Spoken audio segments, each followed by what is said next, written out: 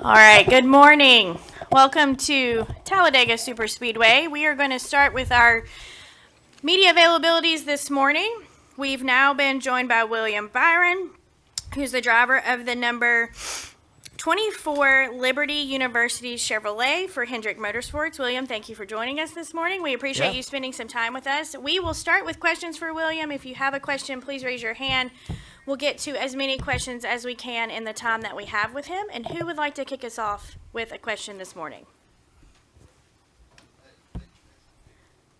Man, you guys are slow this morning. All right, Kelly's going to kick us off. And then we'll go to Dustin. Kelly, CrandallRacer.com. So, William, when we were in Atlanta, we heard a lot about drafting there, and it was like a super speedway. Is there anything you learned there that you can apply here? Does anything carry over? Yeah, I mean, Atlanta was just more intense than here. I would say, just in the fact that it was really narrow, and you had a lot of things going on fast. The corner X's would come up fast. Like guys would merge off the bottom. You know, it's harder to hold the bottom, so it was harder to kind of predict where guys were going to end up on corner exit and stuff like that. But I think just my general thoughts about here, I think, is you're going to see some tandem, for half a lap, 3/4, maybe a lap, full lap, maybe. So I think that's going to be the difference here. Is handling is not as big a deal, and you might see that play out more. And a few years ago, we were at Daytona, and you and Brad had a disagreement over blocking and drafting and all of that. How has your maybe just confidence in the draft gone, and the moves that you make and knowing when to block and things like that? How has that changed maybe over the years? How much more comfortable are you now going to super speedways?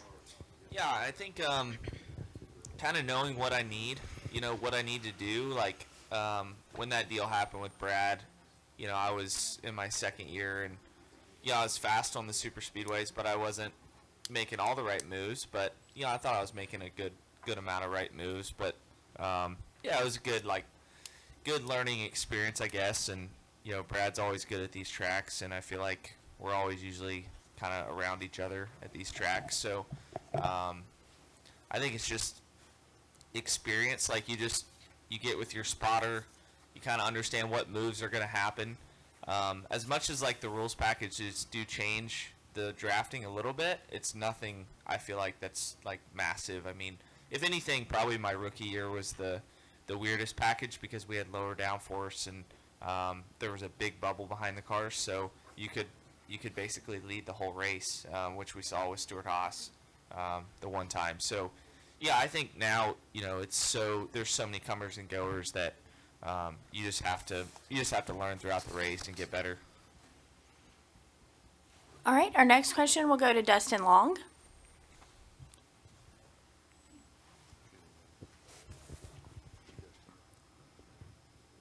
Dustin Long, NBC Sports. William, you guys were at Martinsville, you go to Bristol, and now here. Can you just give me a sense of the challenges that for a driver the last 3 weeks that these three particular tracks, this would seem to be maybe among the more challenging stretches for you guys? Yeah, it's probably among the more unpredictable stretches of the season for sure. Martinsville was great for us, obviously. Bristol was not great. I was under the weather all weekend, and I don't have a ton of dirt experience. That one's kind of a wild card for us. But yeah, I think for this weekend, a little bit back to normal. I mean, this is an important race in the fall. We can, talk about how you just kind of don't know where you're going to finish here, but it's, this is kind of the race last year that knocked us out of contention. So I feel like we want to do well this weekend for that reason, to kind of get ready for the fall and know what we need to do. And but yeah, I mean, once we get into Dover and then Darlington, I think it'll kind of be back to a little bit of normalcy. All right, our next question will go to Daniel McFadden, and then we'll come up front to Claire, and then we'll go to Stephen. Daniel, go ahead. Daniel McFadden, Frenchers.com. William, given the new car, how comfortable are you with not having practice at Talladega this weekend? It'd be pointless to have practice. There's literally nothing that we do here that would relate in practice, I feel like, because it's just, you're basically just wearing off the underside of the car for a couple laps. So I always thought practice was really difficult here to like get a feel for what you're going to need in the race. I would like to do some like procedural things like hot pit entries and exits, but yeah, I think this is a good format for sure. All right, next question. If we can get a mic up here to Claire, please. Claire B. Lang, Sirius XM NASCAR Radio. Initially there was talk about the heat in the car with the new next-gen car. It's going to be hot this weekend. What about the car are you thinking about as you roll into the race this weekend? Yeah, we've been working through a couple different things. One of them was carbon monoxide intake and kind of, how much the fumes that were coming in the car were affecting me at COTA. So trying to work on just where the helmet was mounted, where the fan was mounted to go into my head. So because at COTA I got a little bit of a headache. So I think that's been pretty common throughout the field, just trying to figure out, air intake stuff to make sure we don't have issues. But as far as the heat goes, it's been great. I mean, I'd say it's probably similar to the old car, which is what, that's all we wanted. I mean, in preseason testing, it was, really hot and pretty unbearable. But I think they've gotten it now where it's, similar to the old car. It's just about the fumes. And do you kind of feel like you know how this car will handle here? Do you feel like you never know at Talladega, right? But with the car. Yeah, I think the little bit that I did race the Daytona 500, I think I was 60 laps in. I felt like the car handled better than the old car, and the pushes it accepted the pushes better than the old car too. So both things were good for competition because you could just be aggressive with pushes. I mean, that was probably the most aggressive 500 that we've seen with pushing, and I think that had a lot to do with the car. All right, Steven, go ahead with your question, please, and then we'll get a mic to Jenna, please. Stephen Toronto, CBS Sports. William, non-NASCAR question for a second here. We've got only a week left until the NFL draft. You've been pretty keen on Malik Willis to the Panthers at 6. I saw that a couple weeks ago. Has anything changed since then, or are you still resolved to see that happen? I would love that. Yeah, I would love that. I mean, that makes the most sense for Liberty as a whole. But yeah, I would love it. I think Malik's a great talent. I've watched him play in person. Watched him play a couple games up there over the last few years, and feel like he's well coached up there with Hugh Freeze. So yeah, I don't know. That would be a really cool pick. I don't know what they're gonna do. As I try to follow it, looks like the Hornets fired their coach. So I don't know. Hopefully we just get it all turned around. It's been a rough few years in the Charlotte sports, but hopefully we can get it rolling here soon. Is there any situation where you would be okay with them not taking a quarterback at 6, maybe an offensive tackle or something like that? We need a lot of pieces. I mean, I look at offensive line, but that's always a boring pick to take in the draft. So it's important. They did get a couple free agent offensive linemen that I think will be good. A guy from the Rams, I think. So, yeah, I think they need pieces in offensive line, but quarterback's probably the easiest fix first. Thank you. Mm-hmm. All right, we'll get a mic up here to Jenna, please. Charlotte's had a rough couple of years. They got William Byron, That's multiple right. race winner. That's right. Back at Daytona, the Fords were most organized for the entire week. Do you think Chevy has sort of caught up to what they were doing?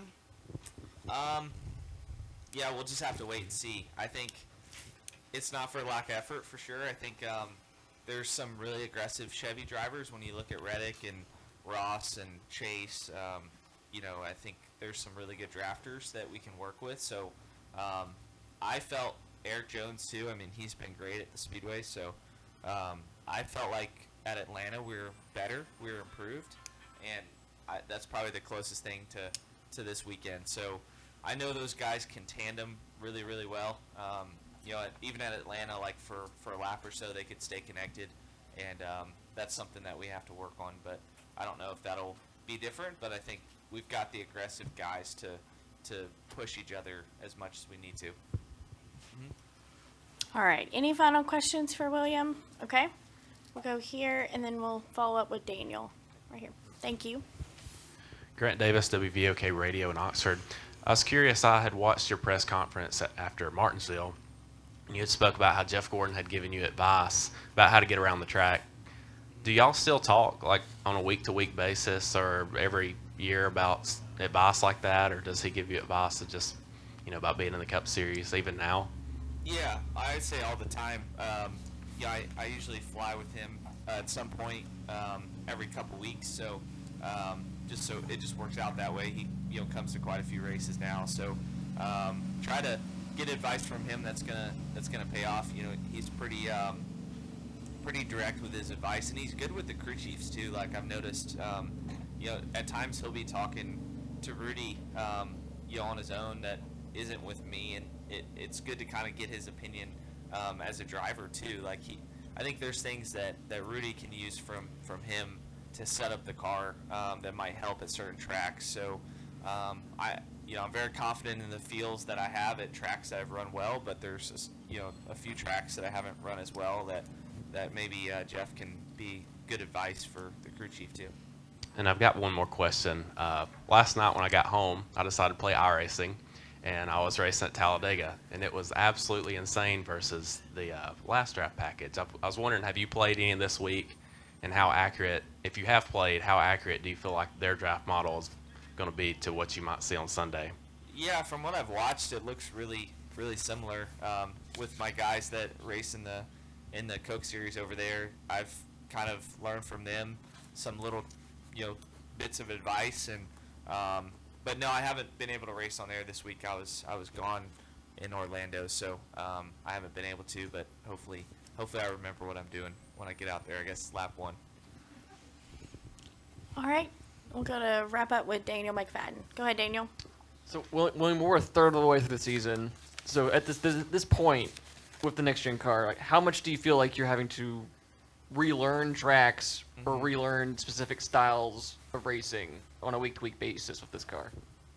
Yeah, I'd say like every week's a new week. I mean, it really is. Like we look at our old notes for, I would say they look at their old notes for balance and things like that. Like, what do you need for balance? But even that's kind of changed. I think Dover's going to be eye-opening to see how this car gets around Dover, because it's got way less downforce, and downforce is key at Dover. So I'm very interested to see how that feels and how it plays out, because I don't know what to expect.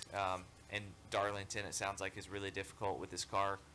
Lots of spins and wall contact, so just by yourself. So I'm sure you guys will see a great race the next few weeks. All right. William, thank you so much for spending some time Thank with you. us. We wish the best of luck this weekend. Appreciate it.